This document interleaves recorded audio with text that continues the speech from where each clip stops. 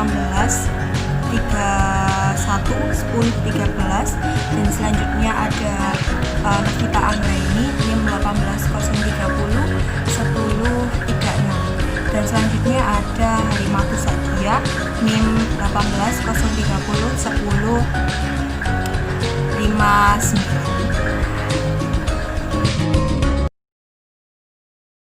Itu nama saya Muhammad Ali Fikri, NIM 1631113. Saya di sini akan menjelaskan tentang hakikat audit eksternal.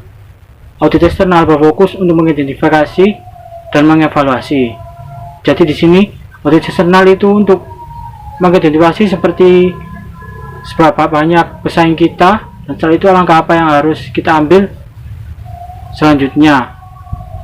Dan tujuan audit eksternal adalah untuk mengembangkan sejumlah kesempatan yang dapat dimanfaatkan oleh perusahaan dan ancaman yang sebaiknya harus dihindari. Jadi audit eksternal itu kita dapat mencari kelemahan perusahaan, dan setelah itu kita harus menghindari ancaman yang akan membuat perusahaan mengalami kerugian.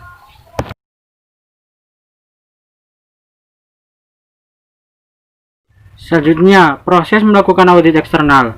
Untuk melakukan audit eksternal, perusahaan pertama kali harus menyelidiki dan mengumpulkan informasi pesaing mengenai tren ekonomi, sosial, budaya, demografis, lingkungan, politik, pemerintah, hukum, dan teknologi.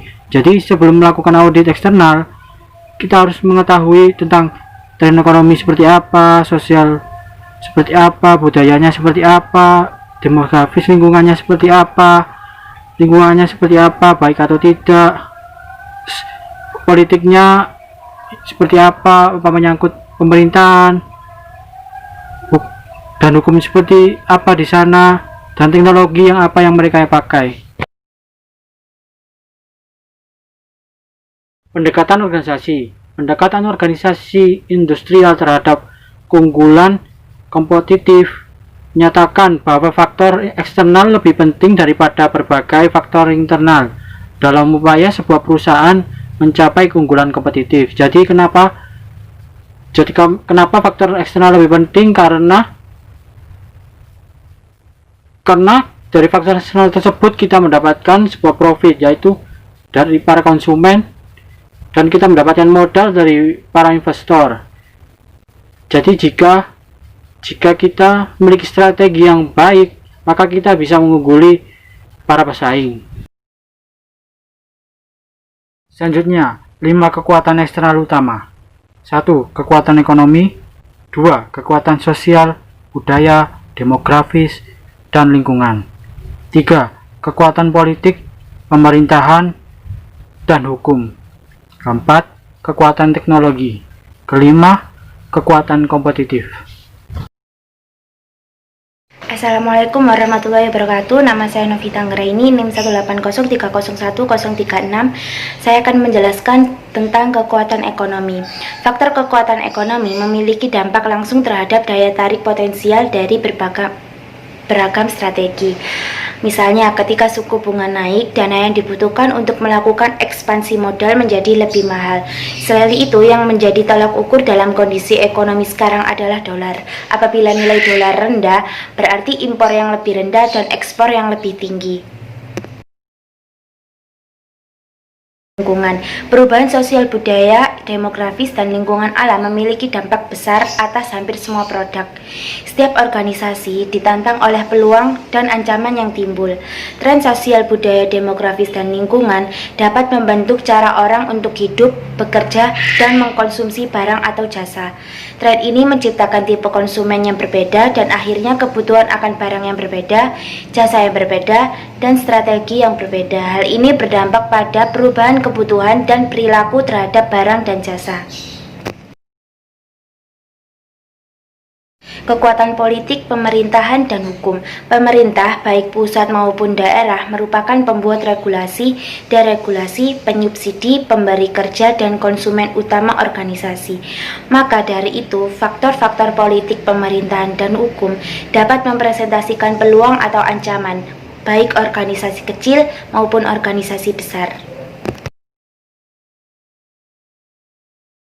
Kekuatan teknologi. Perubahan dan penemuan teknologi yang revolusioner memiliki dampak yang dramatis terhadap organisasi.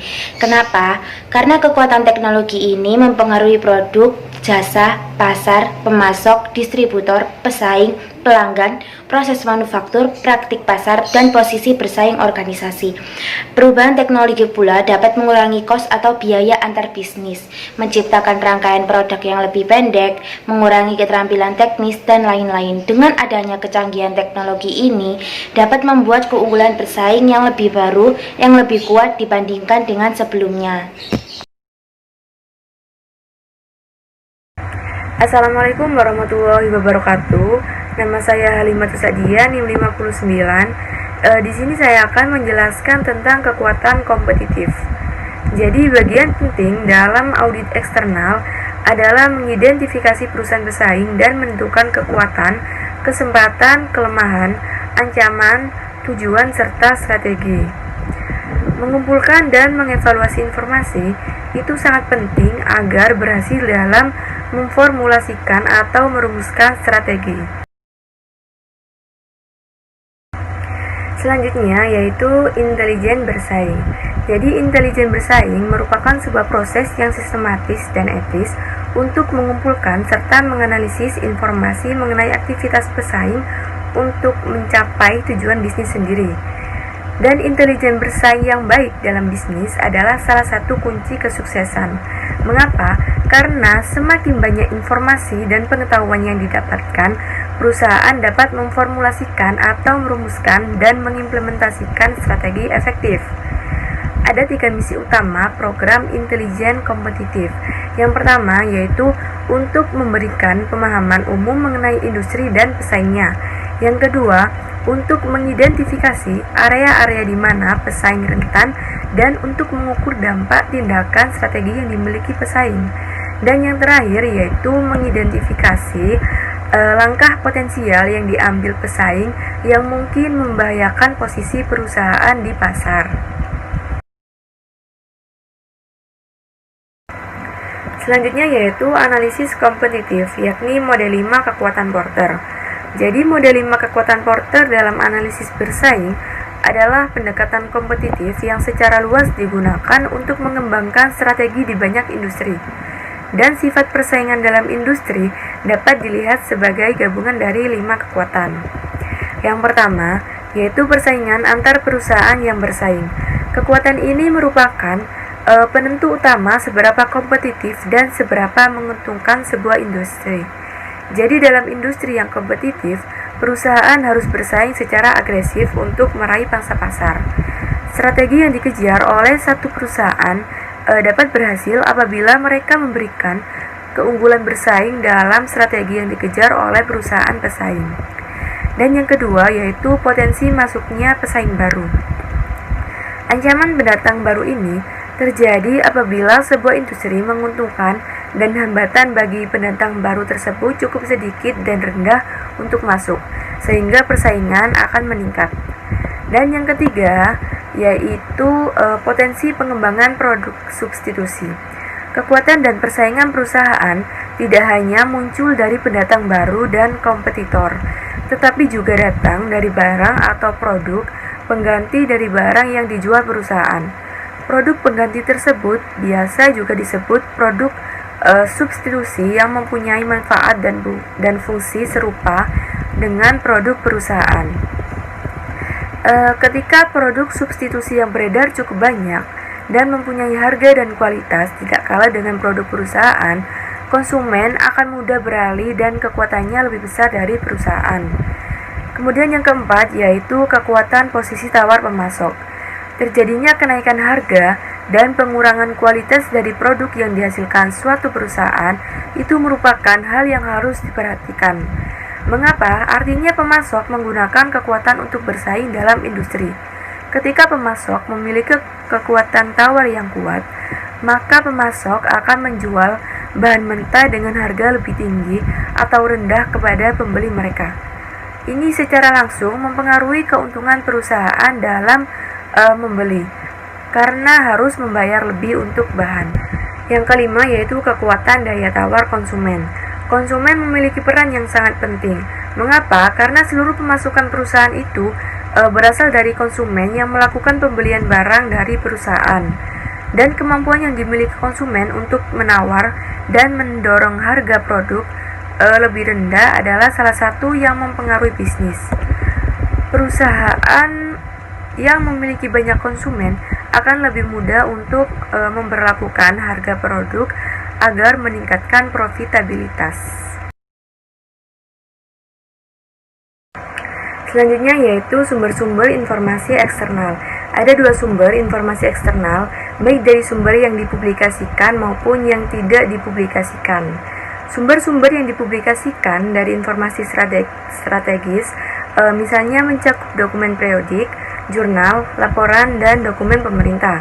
Sedangkan sumber-sumber yang tidak dipublikasikan mencakup survei pelanggan, riset pasar, pembicaraan pada rapat umum pemegang saham dan profesional, serta perbincangan dengan pemangku kepentingan.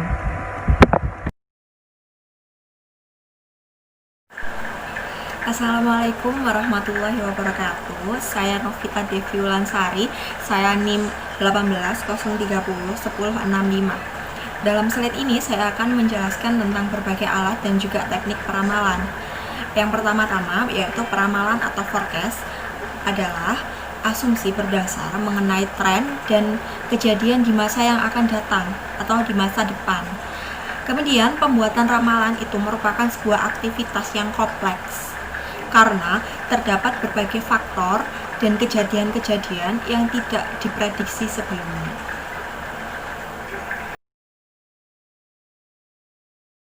Akan menjelaskan tentang apa itu tantangan global. Jadi suatu perusahaan global yang bersaing di industri multidomestik tidak dapat mengabaikan peluang untuk menggunakan sumber daya yang ada dalam perusahaan guna menempatkan perusahaan tersebut kompetitif di pasaran. Tantangan yang paling signifikan bagi perusahaan adalah kemampuan menyesuaikan tenaga kerja yang berasal dari berbagai budaya dan gaya hidup, serta kapasitas untuk memadukan perbedaan budaya tersebut guna mencapai misi perusahaan. Yang selanjutnya yaitu analisis industri. Matriks evaluasi faktor eksternal. Apa sih itu matriks evaluasi faktor eksternal? Jadi matriks ini tuh memungkinkan para penyusun strategi untuk meringkas dan mengevaluasi informasi, baik itu informasi ekonomi, sosial, budaya, demografis, lingkungan, politik, pemerintahan, hukum, teknologi, dan kompetitif. Kemudian matriks evaluasi faktor eksternal ini tuh dapat dikembangkan dalam 5 langkah. Yang pertama yaitu buat daftar faktor eksternal kunci sebagaimana yang disebutkan dalam proses audit eksternal yang terdiri dari 20 faktor yang meliputi kesempatan dan juga ancaman bagi perusahaan. Dan yang kedua yaitu beri bobot pada setiap faktor dengan kisaran dari 0,0 yang berarti tidak penting hingga 1,0 yang berarti sangat penting. Bobot mengindikasi signifikansi relatif dari suatu faktor.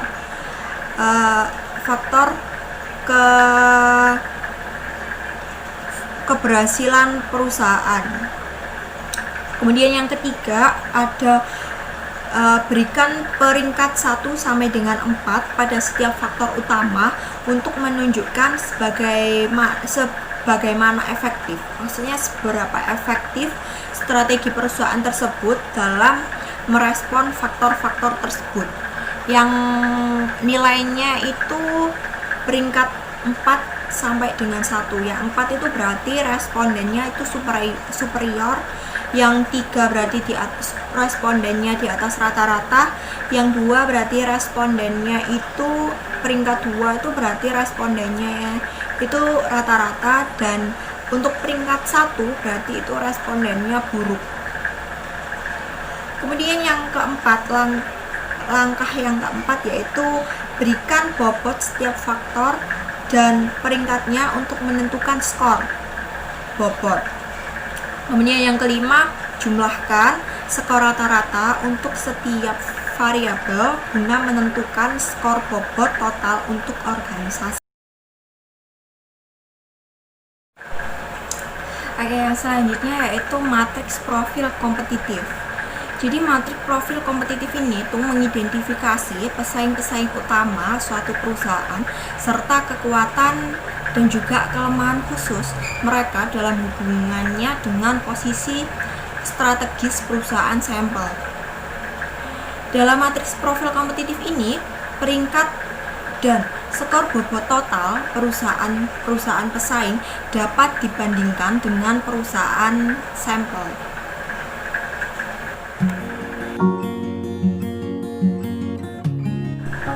Terima kasih, sekian presentasi dari kelompok 3 tentang bab penilaian eksternal.